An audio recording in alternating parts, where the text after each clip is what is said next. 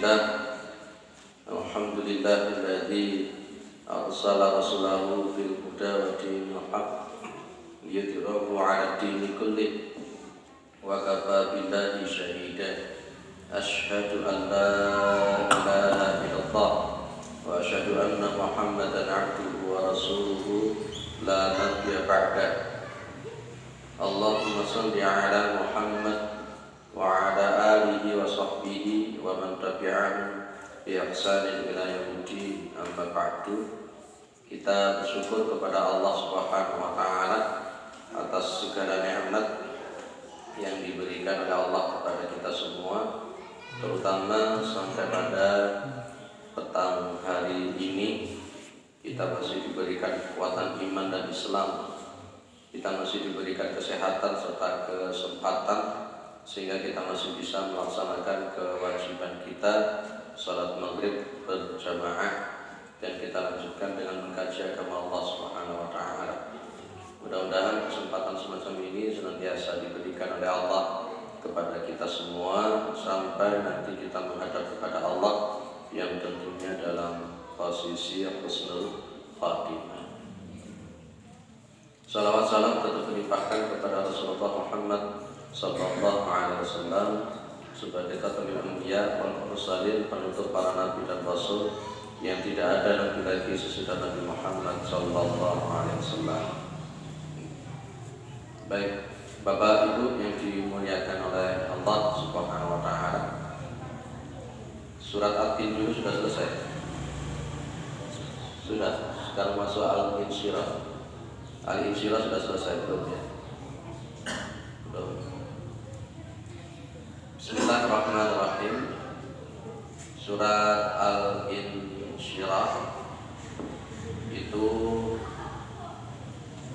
diturunkan setelah surat Ad-Duha. Diturunkan setelah surat Ad-Duha.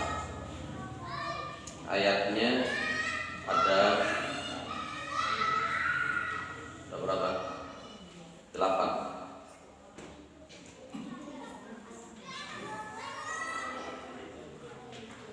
Diawali dengan sebuah pertanyaan yang kita sebut dengan al-istifham. Al-istifham. Alam nasrah laka sadrak. Istifham ini disebut dengan istifham takrir. Disebut dengan istifham takrir. Sebuah pertanyaan tapi mempunyai makna penetapan. Mempunyai makna penetapan. Ketika jenengan sudah baca buku dan orang yang jenengan ajak bicara juga sudah baca buku tersebut, dia tahu buku itu bagus dan jenengan juga tahu bahwa buku itu bagus. Kemudian jenengan bilang sama dia, bukankah buku ini bagus? Bukankah buku ini bagus? Itu namanya istifham takrir. Sebuah pertanyaan tapi menunjukkan makna penetapan. Kalimat alam nasrah, bukankah kami melapangkan dadamu laka sadrak, itu pertanyaan yang menunjukkan takrir ketetapan bahwa Allah Subhanahu wa taala sudah melapangkan dada Rasulullah Muhammad SAW. Kalau orang Jawa bilang namanya jembar ati, suge ati. Dan memang lapang dada atau jembarati ini atau suge ati itulah memang kekayaannya hakiki. Ada pertanyaan, kenapa Allah Subhanahu wa ta'ala melapangkan dada Rasulullah Muhammad sallallahu alaihi wasallam? Karena memang nanti kita bisa melihat di dalam sirah nabawiyah yang dihadapi oleh Rasulullah itu luar biasa. Jenengan masih ingat kenapa Rasulullah itu dimasukkan kategori Nabi dan Rasul yang ulul azmi? Ada berapa ulul azmi? Ada 5. Siapa saja? Tadi kabeh. Di antaranya kita paham ada Nabi Muhammad SAW. Yang seringkali dipahamkan kepada kita, ulul azmi itu kan Nabi dan Rasul yang punya ketabahan luar biasa. Karena cobaan-cobaan yang diterima oleh Nabi tersebut melebihi daripada para Nabi dan Rasul yang lain. Jenengan bisa membayangkan dengan cobaan yang luar biasa tersebut, kalau Rasulullah tidak lapang dada, apa yang terjadi kira-kira? Menghadapi orang kafir, diintimidasi, dikriminalisasi, diboikot, bahkan menghadapi peperangan jumlah yang lebih banyak. Kalau Nabi Muhammad itu tidak jembarat ini, tidak lapang dada, susah Pak. Hidup itu memang masalah. Kalau saya kembangkan sedikit pada konteks kita sekarang ini, hidup ini memang masalah. Tidak ada orang yang tidak pernah menemui masalah. Justru itulah dengan adanya masalah-masalah itu kita butuh yang namanya lapang dada. Bapak Ibu yang dimuliakan oleh Allah, maka Nabi Musa itu begitu diangkat jadi nabi, doa pertama yang diminta oleh beliau itu adalah lapang dada. Rabbi shrah li sadri wa yassir li amri wahlul 'uqdatam min lisani yafqahu qawli. Jenengan itu kalau tidak lapang dada, tidak mungkin jenengan datang ke sini. Ya kan? Lebih enak di rumah, rokokan, ngopi, jedal-jedulan. Dari Donomulyo sepeda ini ngebut, masya Allah. Leka lapang dada, empok sepeda. Jadi Valentino Rossi, waktu itu Donomulyo. Dia dengan izin Allah selamat sampai akhir sini. Hujan-hujan jenengan berangkat untuk ngaji, hujan. Kalau jenengan tidak di lapang dada, tidak mungkin jenengan nyampe. Jadi intinya memang lapang dada itu menjadi sebuah kunci di dalam menghadapi kehidupan. Entah itu bersifat vertikal ataupun yang bersifat horizontal. Dalam tataran ibadah ada namanya vertikal atau yang kita sebut dengan hablum minallah. Kalau kita itu tidak lapang dada, tidak mungkin kita mau sholat, tidak mungkin kita mau ngaji. Dalam tataran horizontal hablum minannas, kalau kita tidak lapang dada, tidak mungkin kita bisa toleransi sama orang, kita bisa punya akhlak sama orang, dan sebagainya. Itulah kekayaan yang paling hakiki. Maka Nabi Muhammad SAW mengatakan, laisal ghina an katratil arabi walakinal ghina nafsi. Bukan yang disebut dengan kekayaan itu adalah kekayaan an kasratil arabi, karena punyanya banyak harta. Bukan itu kekayaan menurut Rasulullah SAW. Tapi kekayaan yang hakiki walakinal ghina nafsi. Tapi kekayaan yang hakiki itu adalah ketika yaitu ghina nafsi, yaitu mau jembaran ini lapang dada, sugih hati. Jenengan lagi kawan milih antara sugih bondo kalau sugih hati milih sing.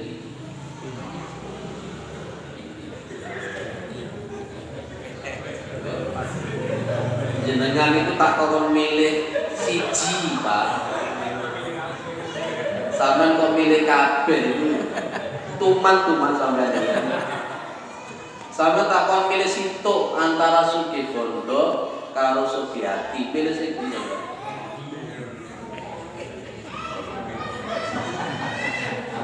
Orang wani jawab sih. Tenang, sama milih Sugiati ya. Pak, jenengan Sugi apa sih TV? Milih Sugiati ya. Gue tak mau orang bujur sampai. Pak Arif pilih Sugiati, orang pilih Sugibondo. Pak Faiz pilih Sugiati, gak pilih Sugibondo. Maka harus siap-siap. Lek ambek Gusti Allah bodone dijupuk, sing legowo berdua. Nah, saya paham kenapa jenengan gak berani jawab. Karena jenengan milih ya Sugibondo, ya Sugiati. Orang-orang munafik itu dikatakan oleh Allah, idza qamu ila sholati qamu kusala yura'una an-nasa wa la yadhkurunallaha illa qalila. Dan ketika mereka itu melakukan sholat, mereka itu malas. Ya, mereka tidak malas, jadi sergap untuk sholat itu karena yura'una an-nas. Karena mereka itu riak, pengen dipuji, pengen dihargai, pengen di apa, akhirnya mereka mau melakukan sholat. Itu namanya orang yang tidak legowo di dalam melakukan syariat.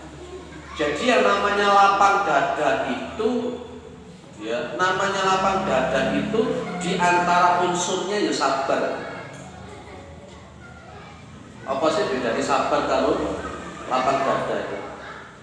Mungkin saudara kembar ya. Jadi kalau kita mengatakan Jembarati, Sugiati, di situ pasti ada sabar. Pasti di situ ada sabar. Ya sabar di dalam melakukan ketaatan, ya sabar di dalam menjauhi kemaksiatan, ya sabar di dalam menerima musibah, ya sabar di dalam posisi menghadapi musuh-musuh Allah Subhanahu wa taala. Lewat sabar, mesti dia itu Jembarati. Cenderung orang yang hatinya sempit, dia tidak bisa sabar. Ya hidup itu memang yang dibutuhkan ya Jembarati itu Pak intinya. Jadi kan tiap hari menghadapi masalah. Tadi sudah saya katakan tidak ada satu orang pun yang bebas dari masalah. Kalau ada orang itu sampai bunuh diri, lah itu berarti turun Jembarati. Ada ditinggal kalau pacare ngombe potas, ngelapo ngombe potas. Oleh pegawai. Kayak tonggoku itu begitu gak disetujui karo wong tuane, potas ngombe, untunge gak mati. Lah nyapo ngombe. Ada yang gantung diri, gantung dirinya mati. Jadi gitu. Rasulullah Muhammad SAW itu yang dihadapi musuh-musuh Allah yang begitu luar biasa. Kalau Kanjeng Nabi Muhammad SAW itu tidak dijembar niatine, tidak mungkin beliau melakukan semacam itu. Mulai Nabi Adam, Nabi Nuh sampai Nabi Muhammad semuanya dijembarkan hati. Mintalah jenengan itu jembar hati. Mintalah kepada Allah setiap hari, Rabbis shrahli sadri wa yassirli amri wahlul 'uqdatam min lisani yafqahu qawli. Ibu-ibu jaluk Jembarati ngadepi bojone sampean. Kadang-kadang wong lanang kuwi beling. Bapak-bapak pun juga begitu. Ya kudu Jembarati, kadang-kadang ibu-ibu cerewet. Tapi berbahagialah jenengan kalau punya istri yang cerewet. Iku tandane beliau itu masih cinta sama jenengan. Nah, itu. Baik, clear. Ini dulu sudah saya sampaikan. Seingat saya alam Nasrani ayat pertama dulu sudah kita bahas. Itu hanya untuk mengingatkan saja. Mudah-mudahan kita diberikan lapang dada oleh Allah Subhanahu wa taala. Ayat yang kedua, wa wada'na 'anka wizrak alladzi anqadha dhahrak. Jadi, dan kami letakkan darimu itu wizraka, kesalahan-kesalahanmu, dosa-dosamu, alladzi anqadha dhahrak, yang telah menjadikan beban, memberatkan. Anqadha itu memberatkan, dhahraka itu punggung, itu menjadi sebuah bentuk sanepan, Pak. Kalimat angqadha dhahra. Jadi wawadhna anka wizrak itu jenengan akan paham bahwa Rasulullah SAW itu ya, dosa-dosanya yang lalu dan dosa-dosa yang akan datang itu betul-betul diampuni oleh Allah Subhanahu wa taala. Pernah Rasulullah Muhammad SAW itu sholat kan? Sholat, pas ketika sholat itu kan Nabi itu kan panjang-panjang sholat. Ya, persis pokoknya sholat itu kayak jenengan. Tua sampai sikile abu kabeh. Ya kayak jenengan sikile abu kabeh. Asapura. Pas ketika panjang semacam itu, Ibu Aisyah radhiyallahu anha langsung tanya, "Lima taf'alu dari kaya Rasul?" Jenengan ngapain kok nglakoni ngoten niku? Jadi Ibu Aisyah itu tanya sama Nabi, jenengan kok nglakoni begitu tuh? Padahal liyaghfira lakallahu ma taqaddama min dzambika wa ma ta'akhkhar, kata Ibu Aisyah. Bukankah dosa-dosa jenengan yang lalu dan yang akan datang itu sudah dimaksum oleh Allah Subhanahu wa taala? Itulah yang diantara maksud wa wada'na anka wizrak. Saya percaya Rasulullah itu adalah maksum. Dosa-dosa yang lalu dan yang akan datang itu diampuni. Ada orang yang bertanya, bukankah Rasulullah juga punya salah? Rasulullah punya salah? Rasulullah punya salah atau betul? Yang dijadikan dalil bahwa Rasulullah punya salah oleh mereka itu adalah surat Abasa. Abasa wa tawalla an ja'ahu a'ma wa ma yudrika la'allahu yazakka. Itu kan Rasulullah itu punya ijtihad. Ada pembesar Quraisy yang datang kepada Rasulullah. Ya. Fa anta lahu tasaddar. Rasulullah melayani pembesar Quraisy. Tapi wa amma man ja'aka yas'a wa wa'id. Ada orang yang buta itu kan? Ya, orang-orang yang buta datang kepada Rasulullah SAW. Fa anta anhu taha. Rasulullah lebih mendahulukan yang Quraisy, pembesar Quraisy yang kafir tadi, daripada orang yang buta namanya Ummu Maktum tadi. Apakah ini bukan termasuk kesalahan? Dan Rasulullah kemudian diingatkan kala inna hatal paman syahada. Artinya kalau ada orang memahami secara tekstual akan menganggap Rasulullah punya kesalahan. Diingatkan oleh Allah tentang masalah itu. Orang yang kafir didulukan daripada orang yang memang betul-betul Islam tadi, beriman tadi. Begini loh Pak, Rasulullah itu juga punya khobariyah al-insaniyah. Rasulullah itu juga punya tabiiyah al-insaniyah. Ini hampir mirip dengan posisi ketika Rasulullah SAW berkunjung ke sebuah daerah. Di situ ada sahabat-sahabat yang mengawinkan kurma. Masih ingat dari sini kan? Rasulullah kemudian ngomong dilarang. Dituruti apa kata Rasulullah SAW. Dan kemudian suatu saat datang ke situ lagi para sahabat tadi itu, waduh ya Rasul, setelah saya lakukan apa yang jenengan ucapkan begini, kami tidak panen begini. Rasulullah kemudian mengatakan, wa antum a'lamu bi umuri dunyakum. Kalian itu lebih mengetahui tentang urusan dunia kalian. Ini termasuk kesalahan atau bukan? Jenengan wani mengatakan itu sebagai kesalahan. Kalau saya mengatakan itu Rasulullah dalam rangka ijtihad, Pak. Beda dengan kita ini, kalau kita melakukan kesalahan itu berdasarkan dari hawa nafsu. Biasanya TV memang seperti itu. Tapi kalau Nabi itu, kalau kita lihat di dalam Al-Quran, itu ranahnya ketika beliau itu ijtihad. Ya beliau itu mengharapkan mudah-mudahan orang-orang Quraisy itu bisa masuk Islam. Dan sebenarnya beliau itu bukan kata-kata abasa wa tawalla kan ada orang mengatakan muka masam dan berpaling itu ijtihad Rasulullah Muhammad SAW. Bukan pada konteks didasari oleh hawa nafsu seperti kita. Itulah yang kita sebut dengan qabariyah al-insaniyah. Itulah yang kita sebut dengan tabiiyah al-insaniyah Rasulullah Muhammad SAW. Namanya manusia itu juga kadang-kala bisa, mohon maaf, prediksinya itu meleset. Gitu loh Pak maksud saya. Jadi israf yang di sini bukan dimaksud dalam konteks dosa-dosa yang kita lakukan seperti ini. Saya tetap mengatakan Rasulullah Muhammad itu adalah maksum. Pak, bagaimana Rasulullah itu pernah minta maaf sama orang? Suatu saat ada seorang sahabat, ya, Rasulullah membalaskan itu. Siapa di antara kalian yang pernah saya sakiti? Ada sahabat yang bilang, ana ya Rasulullah, saya. Kesalahan saya apa? Nabi bilang, dulu jenengan itu memukul saya pas ketika meluruskan barisan-barisan. Terus mau apa? Saya pingin. Dan pada waktu itu saya lagi buka baju Rasulullah buka baju. Apakah itu termasuk kesalahan? Bukan. Ijtihadnya Rasulullah SAW di dalam menurunkan dan sebagainya. Ya, jadi lihat kalau agama tapat sama minta budika waman.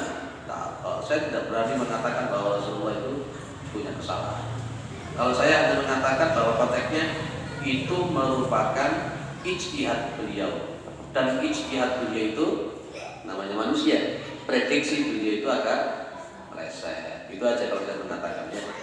Bagaimana dengan hadisnya Rasulullah SAW? Kullu bani Adam khata'un wa khairul khata'in at-tawakkul. Setiap manusia anak Adam itu pasti punya salah. Dan sebaik-baiknya orang yang punya salah itu orang yang bertaubat. Apakah hadis ini juga ranahnya kepada Rasulullah Muhammad SAW?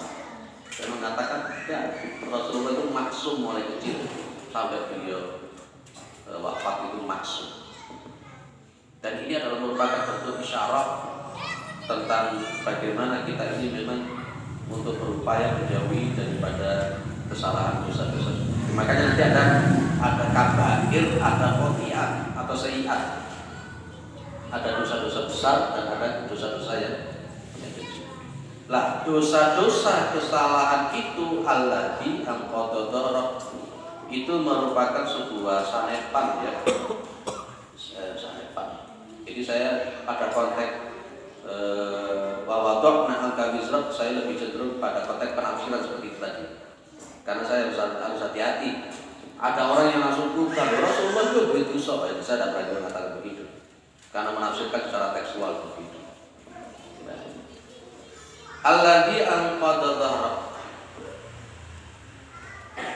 Alladzi anqadha itu kan memberatkan. Dhahraka itu artinya kan punggung. Itu isyarat dari Al-Qur'an bahwa namanya dosa itu nanti suatu saat di yaumul qiyamah akan menjadi beban kita masing-masing. Fa amma man saqulat mawazinu fa huwa fi 'ishatin radiyah wa amma man khaffat mawazinu fa ummuhu hawiyah. Itulah yang dimaksud dalam konteks nantinya dosa-dosa yang kita lakukan itu akan menjadi beban kita, memberatkan punggung kita. Isyarat bahwa nanti itu malah dosa-dosa itu malah menyengsarakan kita semua. Semakin banyak jenengan melakukan kesalahan, ya semakin berat beban nanti di yaumul qiyamah. Karena nanti kali ini kita akan dihisab. Apalagi kalau dosa-dosa itu yang bersifat dosa hablum minan nas. Berat gitu kan.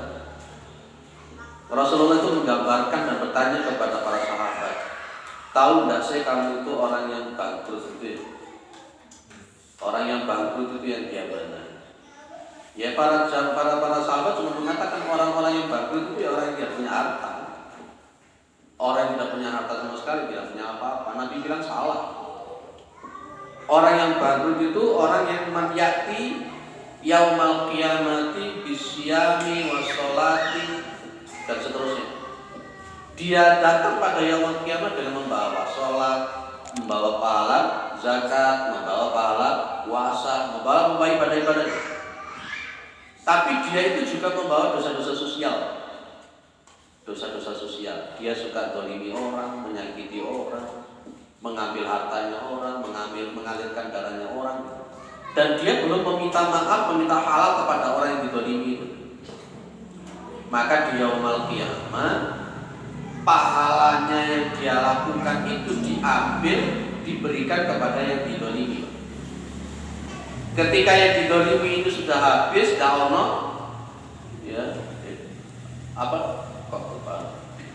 pahalanya itu sudah habis, yang diberikan kepada orang yang didolimi itu sudah habis, dan orang yang didolimi masih ada. Maka dosa-dosa orang yang didolimi itu diambil, diberikan kepada orang itu tadi. Akhirnya meskipun meninggal dengan membawa pahala yang banyak, akhirnya di yaumul qiyamah pahalanya habis, diberikan kepada orang yang didolimi. Itu menjadi beban kita nanti di yaumul qiyamah. Itulah isyaratnya alladzi anqadha. Hati-hati, terutama yang dosanya adalah dosa besar. Terutama yang paling menjadi beban kita, dosa besar itu adalah dosa menyekutukan Allah Subhanahu wa ta'ala. Jadi dosa itu menjadi beban kita, dan Rasulullah itu dimaksud. Saya singkat-singkat dalam konteks tafsir yang seperti ini. Saya tidak berani panjang lebar tentang masalah berkenaan dengan kesalahan yang dinisbatkan kepada Rasulullah SAW. Tetap saya hanya mengatakan bahwa Rasulullah itu adalah maksum. Baik, kita lanjutkan. Wa rafa'na laka dzikrak. Wa rafa'na itu dan kami angkat laka dzikrak, sebutanmu. Secara tekstual kami mengangkat sebutan nama-nama. Kita bisa melihat bukti-bukti bahwa Allah Subhanahu wa ta'ala senantiasa mengangkat nama Rasulullah Muhammad SAW. Ibu bapak yang dimuliakan oleh Allah Subhanahu wa ta'ala, Nabi Muhammad itu selalu disebut nama beliau ketika ada azan.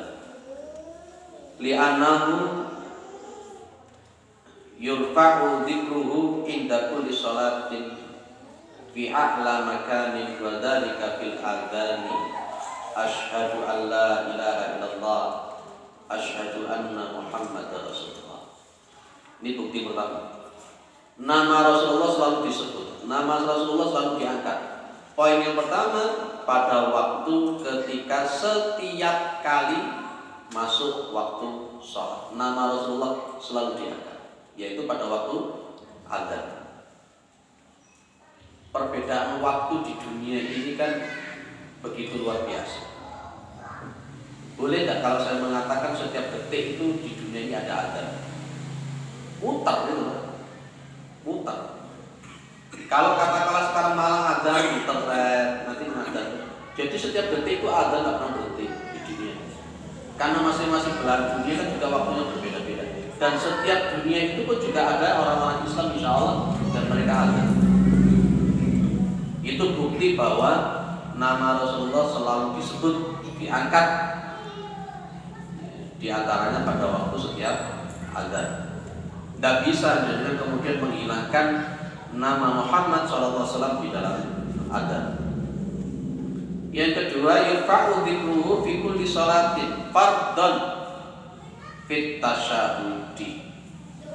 Fa inna tasyahuda mafrudun wa fihi asyhadu an la ilaha illallah wa asyhadu anna Muhammadar Rasulullah.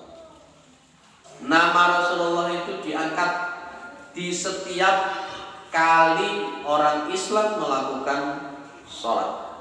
Kapan? Ketika tasyahud. Fi kulli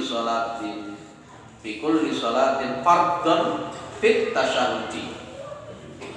Jadi tasyahud akhir itu merupakan rukun daripada sholat. Kalau untuk yang tasyahud awal, jumhur ulama mengatakan itu sunnah. Ada yang mengatakan sunnah ab'ad, ada yang mengatakan sunnah hayat.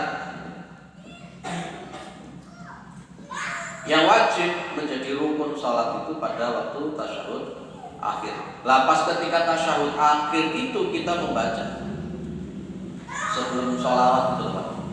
Itu kan ada asyhadu an la ilaha illallah wa asyhadu anna Muhammadan abduhu wa rasul. Disebut lagi nama Muhammad SAW. Ketika adzan disebut, ketika sholat disebut. Jenengan pas ketika sholat sunnah pun nama Nabi Muhammad SAW itu juga disebut. Bahkan nanti kalau kita belajar tentang adab berdoa yang seperti kita bahas di Al-Islah itu, di antara adab berdoa muqaddimahnya itu memuji Allah dan bersalawat kepada Nabi Muhammad SAW. Gitu. Jadi nama Rasulullah selalu. Jadi kalau maunya di dunia setiap kali ada orang sholat nama Nabi selalu disebut. Setiap kali azan nama Nabi selalu disebut. Itulah bukti warfa'na laka. Yang ketiga, yurfa'u dzikruhu inda kulli ibadatin. Diangkat disebut nama beliau inda kulli ibadatin, di setiap kali melaksanakan ibadah. Ibadah apapun, mau haji, mau sholat, mau zakat, itu Rasulullah sudah disebut. Maksudnya Rasulullah Muhammad SAW itu disebut itu apa? Karena orang Islam itu kalau dia itu beribadah tidak mungkin tidak mengikuti tata caranya Nabi. Syarat ibadah itu diterima oleh Allah itu dua. Syarat diterimanya ibadah itu ada dua, yang kita sebut dengan mizan batin dan mizan zahir. Ada mizan batin, ada mizan zahir. Syarat pertama supaya ibadah kita diterima itu harus ada al-ikhlasu lillahi ta'ala. Harus ikhlas. Wa ma umiru illa liya'budullaha mukhlishina lahuddin. Hunafa wa yuqimus sholata wa yutuz zakat. Wa dzalika dinul qayyim. Itu syarat pertama mutlak kalau kepingin ibadah diterima. Syarat yang kedua supaya ibadah kita diterima itu adalah wal mutaba'atu lirrasuli alaihi salatu wassalam. Harus ittiba kepada Nabi. Makanya nanti akan ada kalimat dalam hadis itu, man amila amalan laisa alaihi amruna bahwa raddun. Barang siapa yang mengamalkan suatu amalan yang itu tidak ada di dalam ajaran kami, maka itu adalah tertolak. Jenengan tidak bisa gawe-gawe dewi, gawe-gawe ibadah dewi ora iso sebelum ada dalil yang mendukung. Maka dulu saya bilang kalau di masjid Mujahidin itu, Allah itu al-muqaddim dan Allah itu juga al-muakhir. Allah itu juga al-awwalu, Allah itu juga al-akhiru wad-dhahiru wal-batin. Di antara makna al-muqaddim itu adalah Allah yang mendahulukan, dan tidak boleh ada seseorang yang mendahului Allah Subhanahu wa taala, terutama di dalam masalah hukum. Maka di dalam Al-Hujurat ayat 1 ada kalimat ya ayyuhalladzina amanu la tuqaddimu baina yadayillahi wa rasulihi wattaqullah. Itu ada kalimat la tuqaddimu baina yadayillahi wa rasulihi. Jangan kamu mendahului Allah dan Rasulnya di dalam masalah hukum. Ojo bisi kerso di dalam masalah. Itulah Allah al-muqaddim. Di samping Allah itu adalah al-muakhir. Jadi 3 tempat itulah Rasulullah SAW itu namanya terus disebut. Pada waktu adzan, pada waktu melakukan sholat tasyahud terutama, dan yang ketiga dalam setiap ibadah. Karena di dalam posisi ibadah itu harus ittiba. Makanya saya mengatakan setiap orang Islam harus Muhammadiyah. Setiap orang Islam itu harus Muhammadiyah. Ayo, coba tidak dibantah. Orang Islam itu harus tetap Muhammadiyah. Namanya Muhammadiyah itu berarti Ittiba'u ila Nabi sallallahu alaihi wasallam. Mutaba'ah, mengikuti Muhammad sallallahu alaihi wasallam. Kalau ada orang ditanya, "Anda Muhammadiyah atau bukan?" "Bukan, saya bukan orang Muhammadiyah." Enggak apa-apa. Nah, selama ini ya sholat ya tinggal tepok. Selama ini kalau dia puasa haji ikut siapa? Imam Syafi'i sambil ikut Imam Syafi'i. Nah, Imam Syafi'i ikut siapa? Mengerujutnya semuanya mengikuti siapa? Muhammad Rasulullah SAW. Sehingga jenengan yang ada di sini semuanya itu adalah Muhammad. Iya. Oke, ono sing ngomong aku NU. Oke. Kita diskusi. So, ini ono pertanyaan.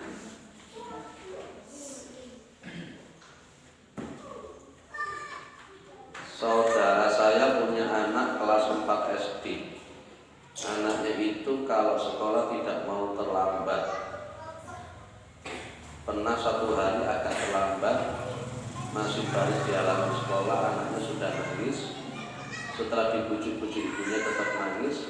Akhirnya ibunya jengkel dengan berkata, "Harusnya kamu nangis itu kalau terlambat sholatnya." Itu tenanan lagi. Pertanyaannya, apakah betul perkataan ibunya?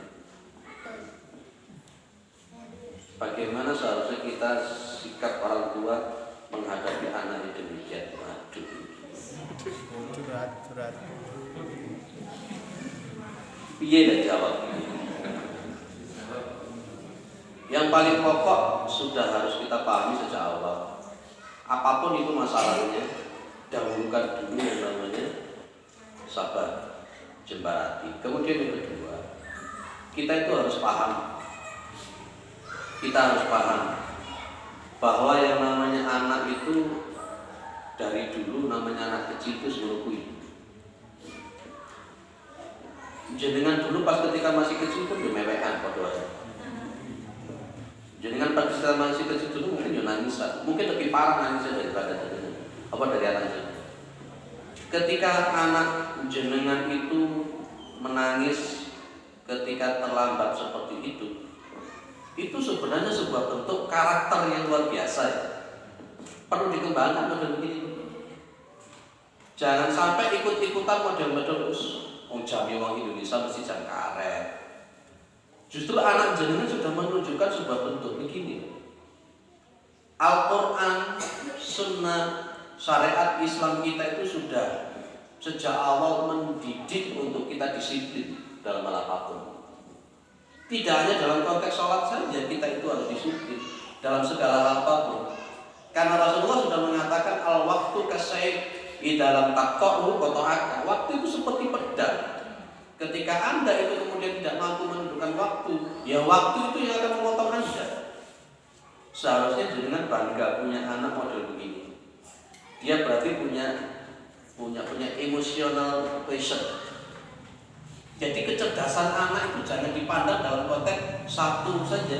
Ada kognitif IQ, intelektual atau apa namanya intelektual, kognitif akal, kecerdasan akal. Ada yang kedua ada emotional quotient, dan kemudian yang ketiga ada spiritual quotient. Yang jenengan temui anak jenengan itu dia itu secara spiritual dia bagus Pak. Karena memang Islam tidak pernah mengajarkan untuk terlambat di dalam hal melakukan kewajiban.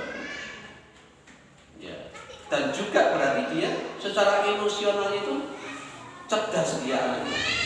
Oh, dia mengakui terlambat itu salah.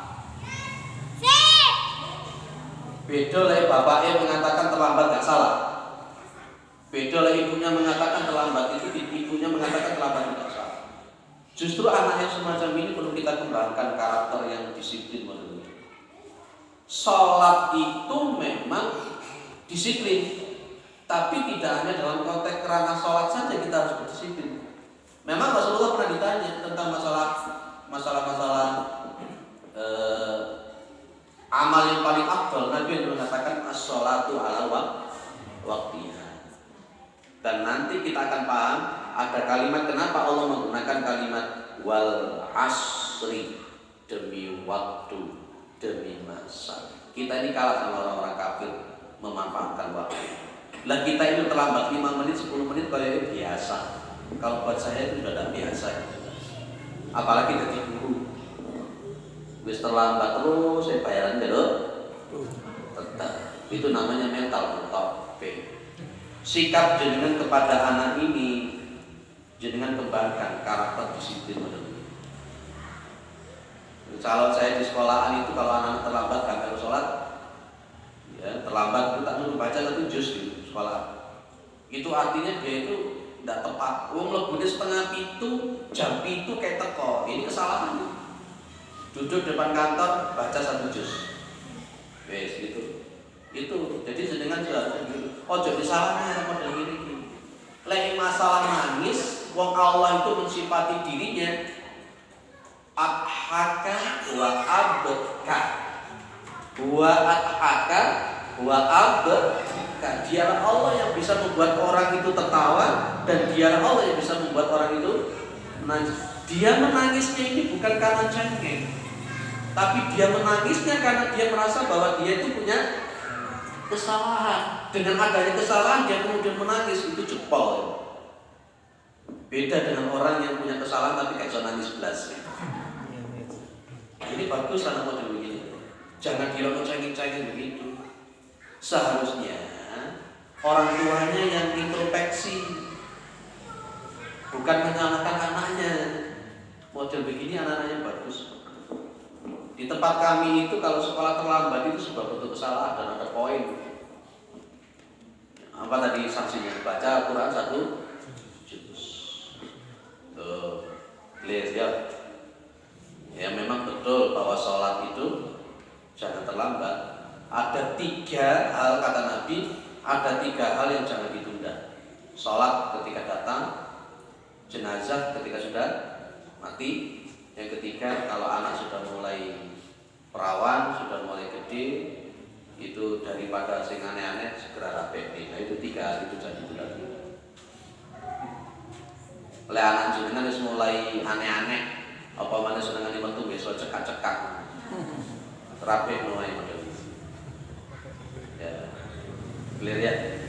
Ibu, itu ya jawaban saya ya. Ibu terlambat nangis apa? Apa biasanya terlambat itu malah guyu loh malah bangga loh ya terlambat. Ya lucu loh orang-orang sekarang.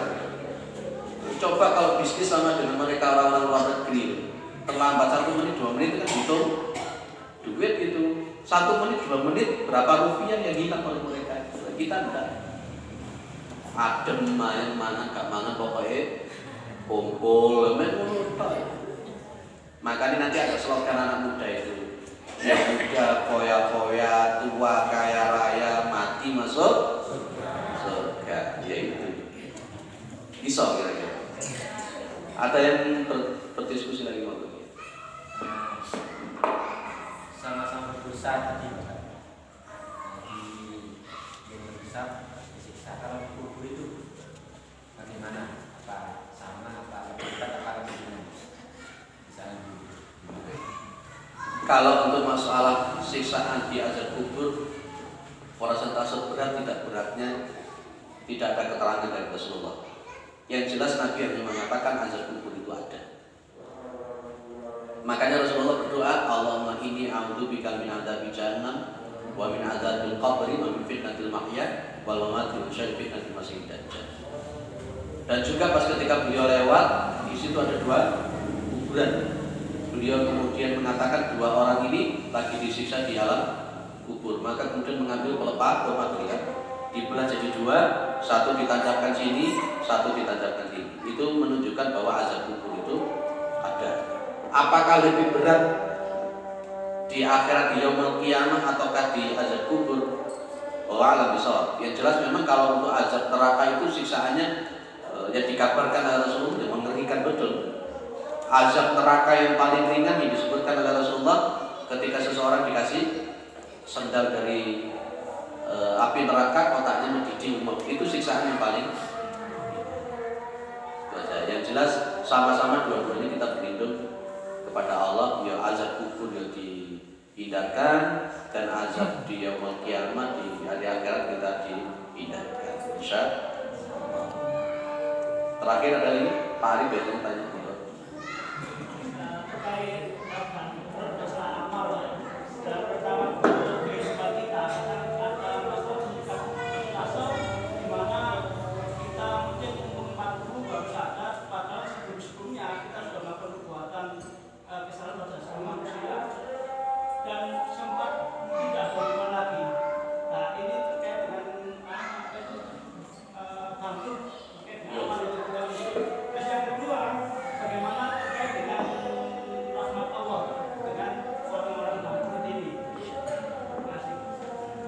Baik, secara hadis, secara sunnah, tekstual jelas orang yang belum meminta maaf itu nanti pahalanya diambil diberikan.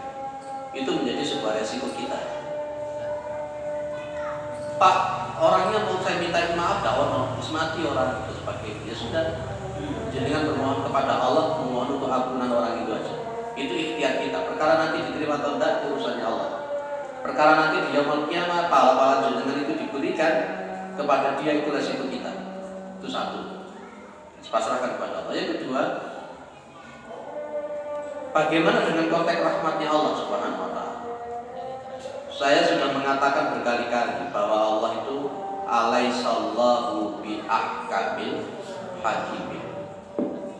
Dan memang kita itu masuk surga itu sebenarnya bukan karena masalah amal, tapi karena masalah rahmatnya Allah Subhanahu wa taala.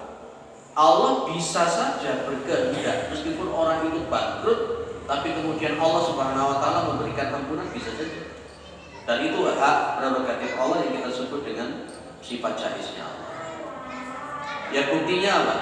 Orang yang membunuh 100 orang, dia membunuh 100 orang itu kan dosa paling besar. Itu dosa yang paling besar, menghilangkan nyawa orang itu sudah luar biasa. Dan dia itu sampai di pertengahan jalan belum nyampe di tempat tujuan mati. Dalam riwayat Muslim dia dimasukkan dalam surga. Inilah rahmatnya Allah. Tapi kita tidak boleh terlena dengan slogan di balik rahmat Allah. Terus Pak bagus aku pula itu rahmatnya Allah. Tidak boleh begitu juga. Kita punya ikhtiar untuk meminta maaf. Selagi kita memang mampu, perkara itu gak bisa, ya serahkan kepada Allah Subhanahu wa taala. Yang jelas, wa mallahu bidzallamil abid. Allah itu tidak akan memberikan dan malah tidak akan mendolimi, tidak akan pernah mendolimi hamba-hamba. Mintakan saja ampun orang-orang yang pernah dulu jenengan dolimi, yang sampai hari ini tidak pernah tahu jenengan di mana orang itu. Perkaranya nanti di yaumul kiamat dosa jenengan itu jadi banyak karena diambilkan dari dia, itu resiko. Tapi kita tetap yakin mudah-mudahan Allah mengampuni dosa kita. Gitu ya. Mudah-mudahan bermanfaat. Subhanakallahumma wa bihamdika. Assalamualaikum warahmatullahi wabarakatuh.